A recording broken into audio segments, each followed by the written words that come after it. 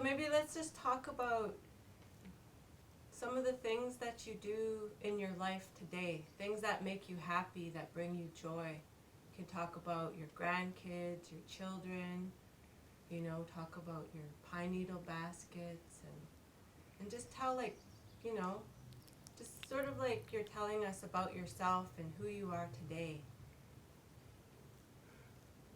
Well, about myself, first of all, I guess when I was a little child, they called me in Pankitsa Joe. And Pankitsa means a sheer cliff. That under that cliff there's a nestle, rocks protruding out, nestle, all kind of stuff on there, and it's called the eagle's nest. So that's my name, and Pan and Kitsa. So they're saying this little boy is safe as can be.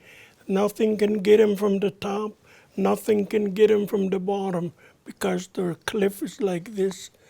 It's not straight. And it's protected from a wind, storm, blizzard, whatever.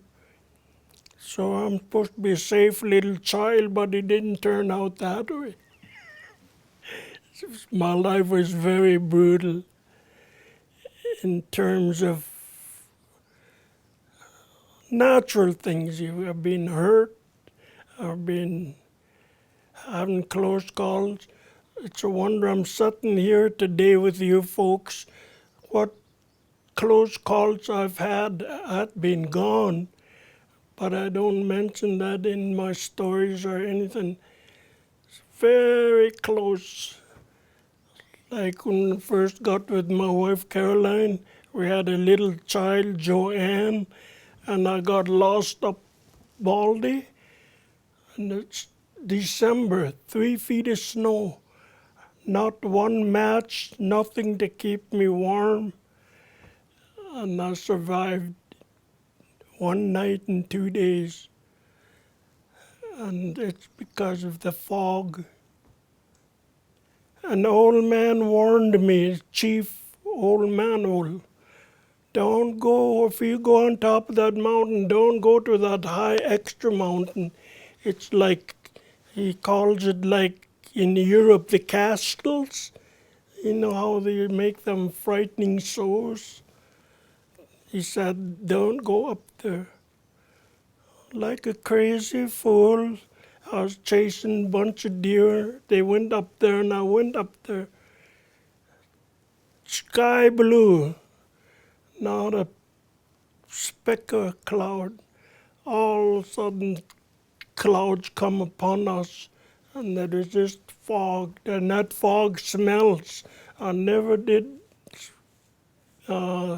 know that smell, but I was wondering what something burning like, but it smells. Next thing I know, I turn around to track myself. Snow's about an inch wide, just come down like flakes. It filled up my tracks. So here I go. I went round in circle. When I got there, oh, there's the tracks. I said, oh boy, somebody's looking for me. So I ran and followed it. I hollered and hollered. Next time I come around, oh, there's two of them. Then I know this man is going in circles. So I got lost. And that's an old burned area. The trees are about high as the ceiling. No place for shelter, no place for nothing.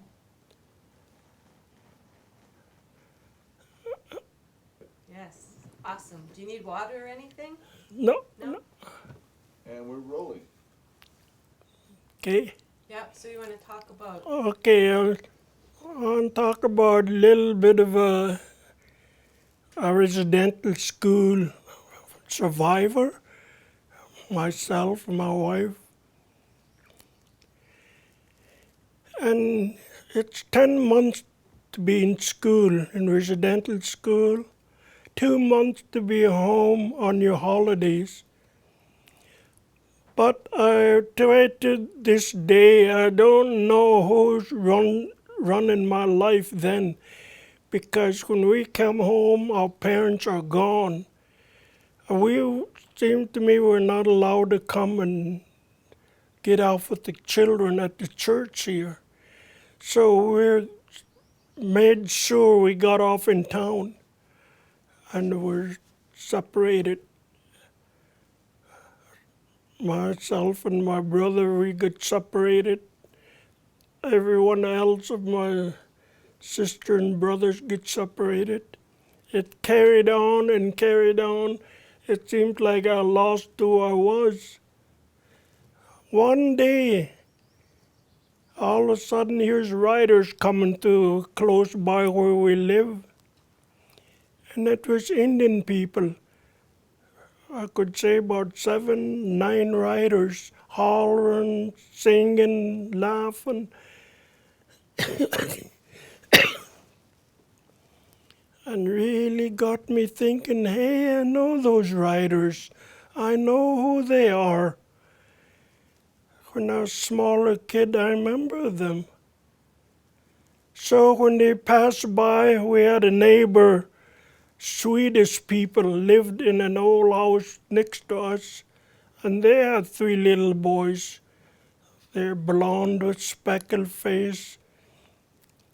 And they'd say, hey, let's play cowboys and Indians.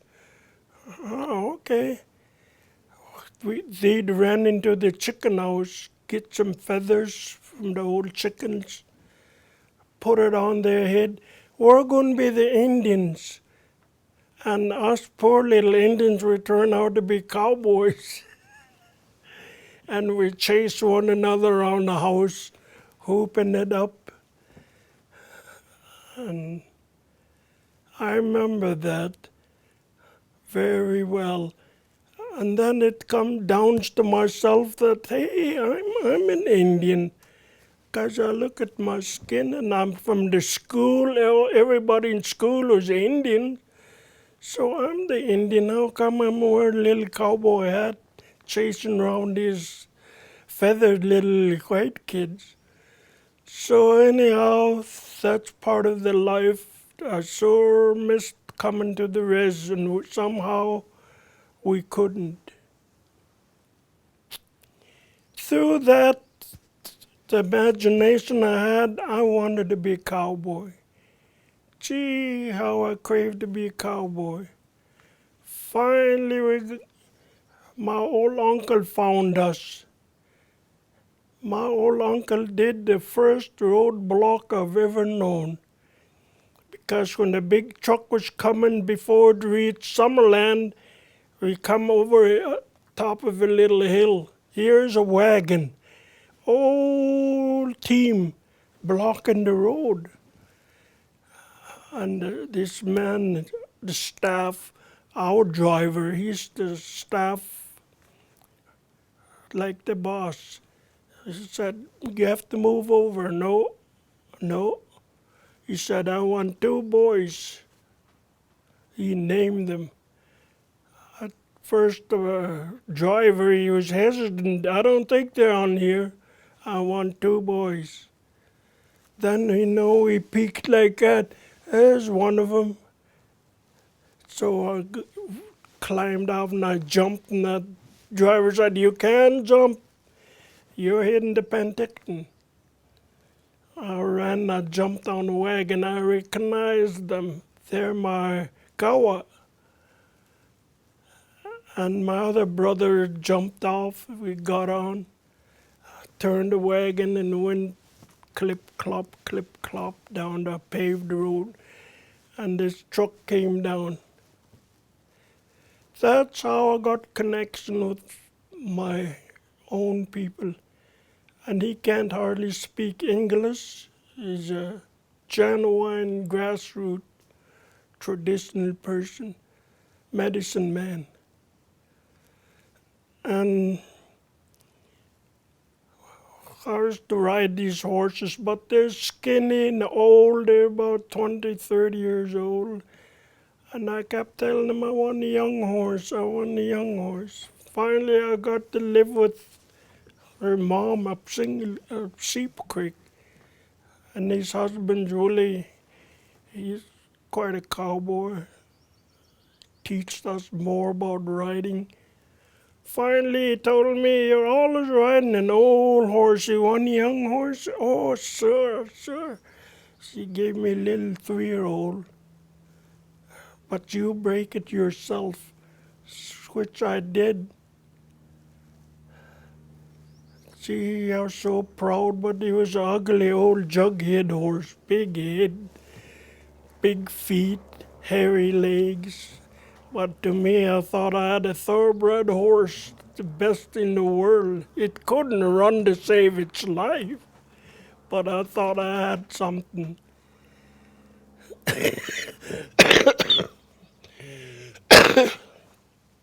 From there, I started breaking horses.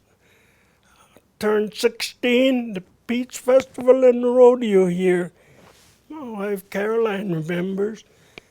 Went to the Peach Festival rodeo, 16 years old.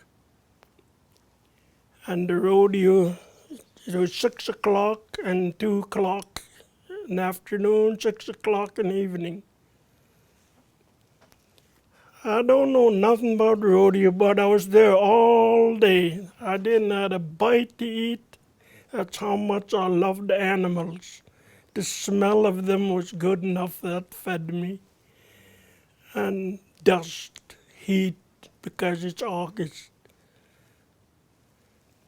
And I was sitting on the top rail, sitting there watching, and here horses come running below me in the chute, filled up, bulls and whatever come in, shut in, and they call a grand entry, cowboys riding the arena.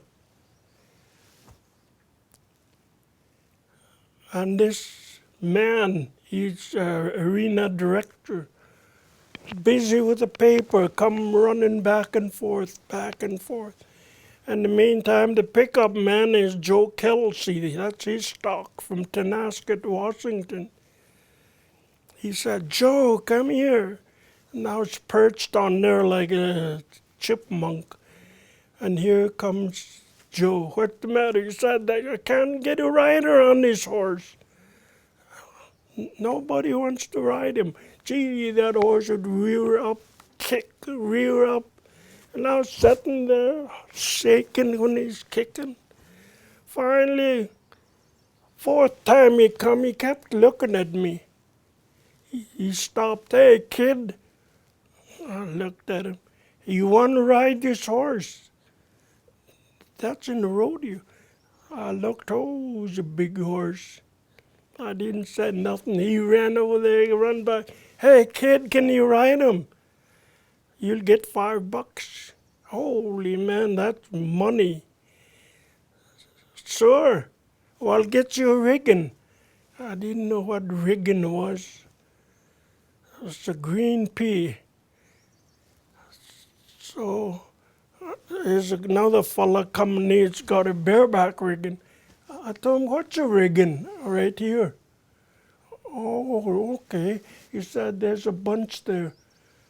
I didn't know. That's private owned. You don't touch them. So I jumped off. I ran over there, of course, like a little Indian. I picked a brand new rigging. I lifted up like that. I just turned. Somebody grabbed me by the neck and lifted me right up, right off the ground. Oh, it hurted my ear, grabbed everything, my hair. Hey, kid, what the hell do you think you're doing? I couldn't even turn because he had me up here. He was on a horse. That's the strongest arm I ever felt. I was going to talk. He said, what are you doing? He'd shake me. Finally, he must pitied me because I had an old coveralls, crooked boot heels, an old straw hat. He put me down. Said, what, are you going to steal this? I said, no, I'm going to ride that horse. I guess he took pity. You can ride a horse, but by God, as soon as you get down the other end, when they undo the horse, you bring back that rig and put it right where you took it from. Yes, yes, yes, that's all I could say is yes. I was scared to get licked. And I told that fella got here, you got a rig? And I said, yeah, put it on. About 5 more minutes. The horses are going to be cleared off the arena and you got to ride. Oh, I had a hard time. The horse keep bouncing up in the air. Finally, we got it on. And I climbed on, and that horse damn near threw me in the other suit. And that's a Bremer bull there, big horn. So he grabbed me, he said, stay on, don't get off. He helped me, he kept me in place. Hang on to this. He told me, by the way, as soon as the gate opened, grab the gate. We just want these animals out of here. Oh, that my stomach was grumbling from hunger. I realized I'm so hungry, either from hunger or scared. I was just shaking.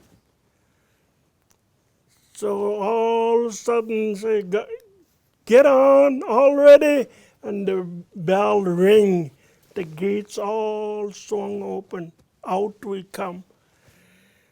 Well, as soon as the horse come out, he was about 10 feet when he jumped out.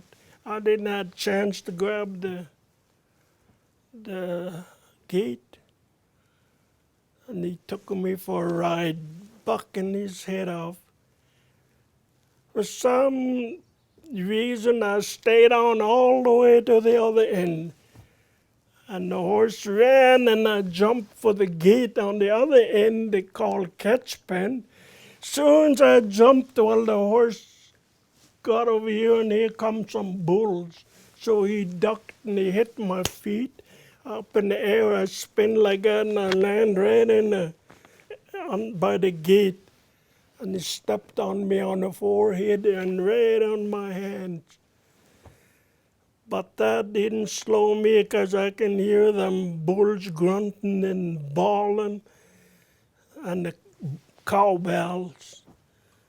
Boy, just like a monkey, I was right on top of that gate, hanging on, and the bulls hit the gate. If I fell in, I'd be hamburgered, because they were right there wanting to go in.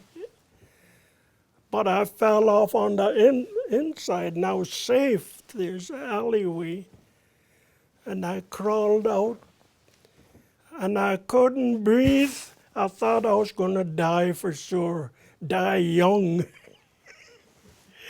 I had full mouth of manure, sand, my ears, my eyes. I had to crouch down because I couldn't breathe. I thought, this is it. I've seen red, red, red.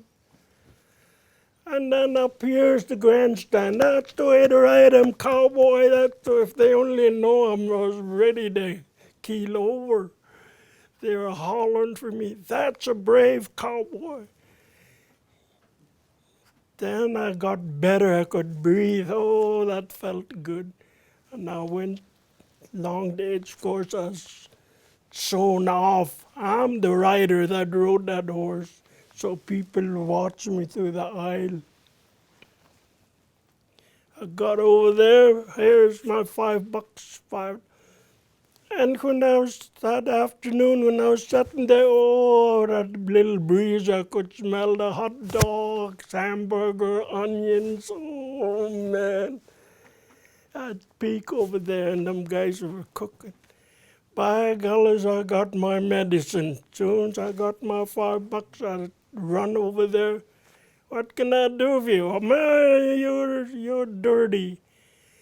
I could feel all that dirt, sweat. I want 2 hot dogs, okay. That is 15 cents each. And pop, Mission Orange, 10 cents. See, I got it. I went by the big truck where the motor's still running because of the wires that kept up the lights. I went behind in a shade and I had a feast. I got done with that. I went back and I got 2 hamburgers and a missing orange. By golly, it's half an hour out here. I was laying by that big truck, cramped up. I thought I was going to end up in the hospital, but it worked out. Oh, that's a good Next story. day, same thing, another $5. Yeah. Next day, another $5, $15. That was my experience, and from there, I loved animals. I was 16 years old, but then after that, I traveled rodeos. How many horses do you own? Pardon? How many horses do you Just gonna own? cut for a moment. Oh, So you could say, okay, as I got older, smarter, the old people used to tell me, keep using your hands, keep using your hands. Don't let arthritis come in. Don't let harm injure your hands or something. See, like now I can still, flexible. Use your hands. That's what they're made for. So, to begin with, 1997, we became king and queen of British Columbia. Take With- that again. yeah, we'll do that one again. 1997. From 1997, we became king and queen. Yeah, Of With- where? King and queen of, of all of BC. okay. And we didn't know nothing about it. It like Okay, so start from there, say, in 1997, Start 90 over. yeah, start from there. Yeah. As I get older, and we became king and queen 1997. We traveled all of British Columbia, exposing the king and queen of BC. It was quite a journey, quite an excitement, experience. And after all the excitement was gone, we became like, I became like, don't sit around, don't do nothing, get out there and do something. So I started gathering the roots. We did sweat house with young people. We did gathering. We did fasting and a lot of stuff myself. I was doing dance and regalias for dances. We even do moccasins, and that's for the people. And then I turned around and started doing baskets, pine needle baskets. We started doing that. And then I started working on, people kept asking me about stick game outfits. So I worked on that and gave them out. We're so involved, like, I believe, be active and show the people what you can do. We try to be models to the young people. We do a lot of these invitation talks in schools. We have a gathering at our own community hall, the elders gathering and stuff. And we are do hunting for the community. And before that, years before that, I do a lot of trapping, fishing. Mostly things we do is for the community, like keep them interested in what we're doing. Like I keep telling young people, what I'm doing, you can do it. What grandma does, you girls can do it. There's no such thing as I can't. Get out there and enjoy life. Get your mind off these things and do what you want to do. And that's working now. Even we have language classes, storytelling,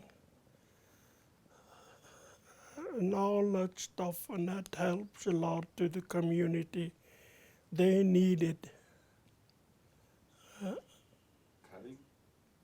Saying about how you're a role model and how you're proud of yourself because of who you are in the community, that people look up to you. Did you say that in your language?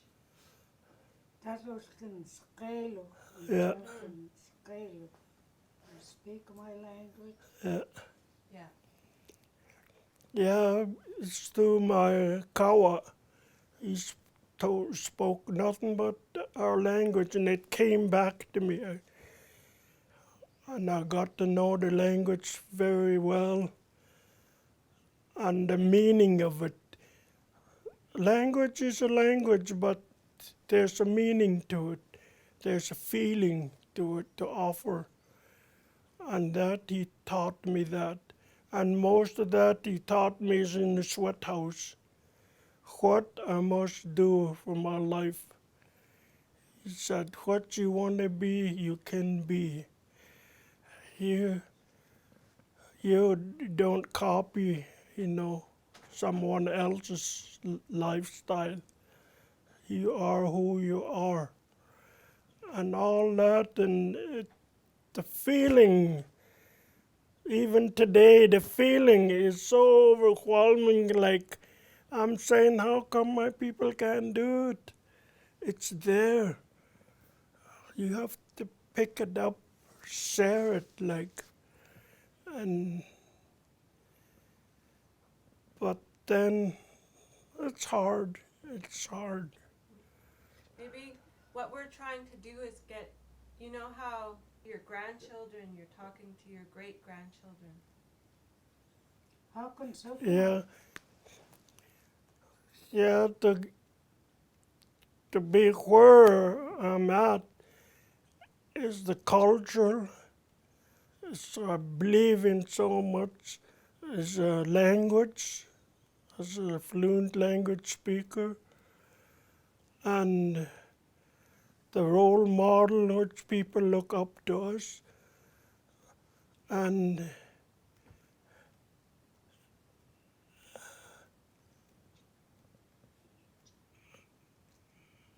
I always feel confident that I'm Syilx, I'm a native, I'm Okanagan Nation Alliance, and I keep that with me every day. Like it's a precious gift to me. Can you say that in your language? I need to take two on that because he hits the mics when he pumps himself. Yeah. Maybe See, when you talk and you go like this? stand by. Okay. Kaya pis naksilok. Chow te tapana. Ka coach kalakshut ko scalok.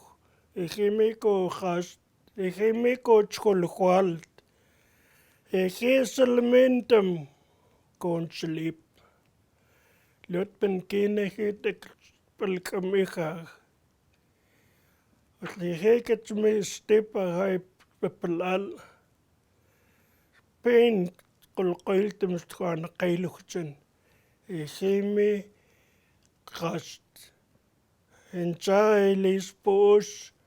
Wako kaapta chkale. Naamslam nimslam ksweetend. Mskasnund. Geemt kot dat taunik ko skailu.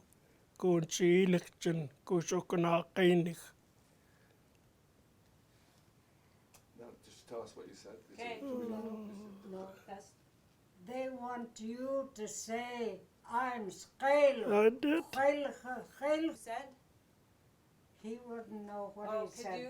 If you show it, Yeah. and then he'll tell Okay. you, I But can you interpret. could tell Could it. you, Part. can you go sit just by Joey and just interpret for us? You just said. Good. Okay. So you're just gonna say like interpret. He interpreted, I interpret that he said of who we are Syilx, we are native people, and we're proud of who we are, and never lose who you are. Don't ever forget who you are. Hi, Yeah, and don't lose the language. and don't lose the language. Use the language so you don't forget.